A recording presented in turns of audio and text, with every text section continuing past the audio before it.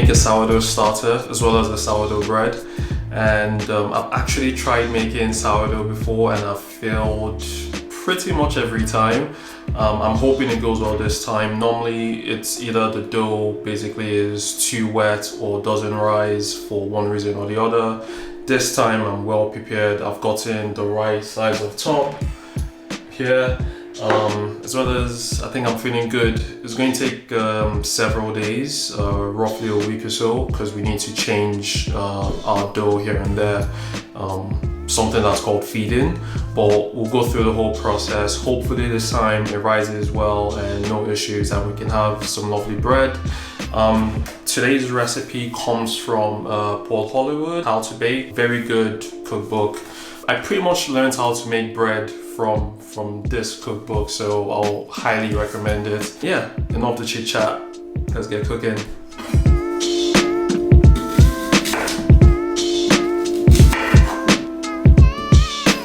So the first thing I'm just doing here is pouring my apple. Because of its sugar content, it's going to help with the fermentation of the dough.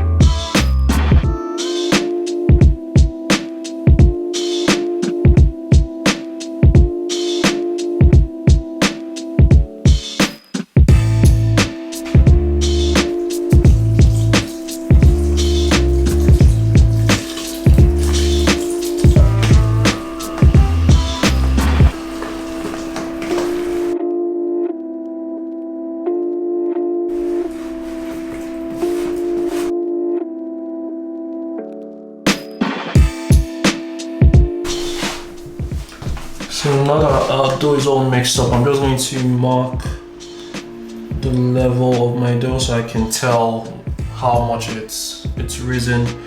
And what we're going to do is basically cover it with a tight lid. So in 3 days time, we'll come back and basically do what we need to do next. So after 3 days of letting our dough basically rise and ferment, the first thing I've done is just to throw half of it away, because what we're going to do is add another 250 grams of flour and 170 ml of water to the dough mix, to the sourdough mix, and that's called feeding. And we'll repeat the process again and let it ferment for another 2 days.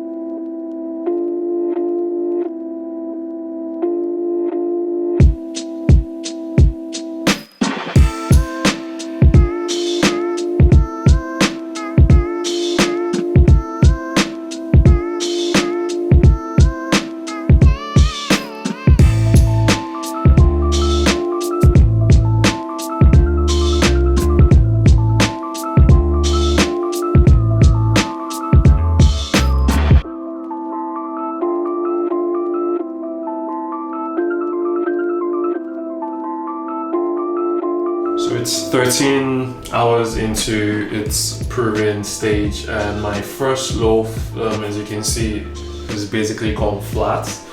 Obviously you want almost like a curb shaped bread, and my guess is because the dough itself is quite fluid in a sense, in terms of there's a lot of water in it.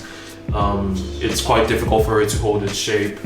Obviously I can't give up at this stage. So the plan is basically it's time to bake it now, so I'm going to try and reshape it while I put on the baking tray, and we'll just see how it comes out. The second mistake I've made is with my the second loaf in the proving basket. So it's the first time I'm using a proving basket, and what I was meant to do was to put the dough directly on the, I'm not sure what this is called itself, but let's call it the basket, and then use the cloth to cover the whole basket. What I've done is I've put the dough directly on the cloth. I don't think that's going to have a major impact, but I'll bake this second, and I'll just go ahead and bake the first bread.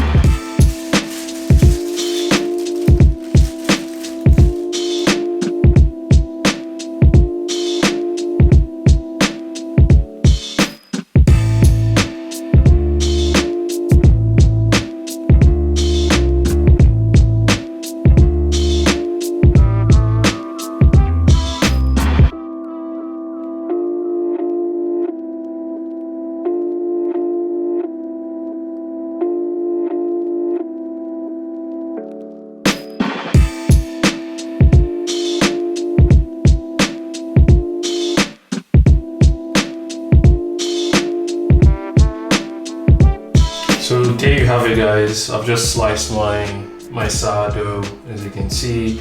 Straight off the bat, a few things kind of concerned me. In retrospect, thinking about it now, maybe it doesn't seem that bad, but slicing into the loaf, it looks quite dense.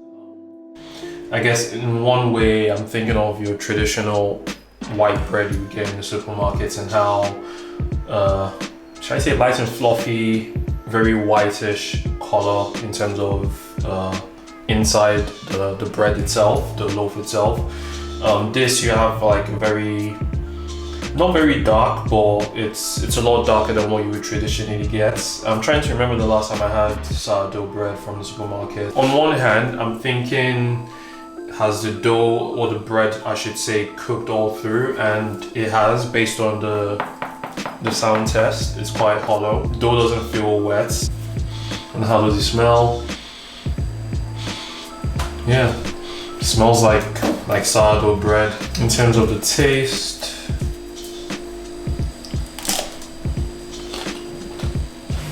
the tanginess is right there at the end.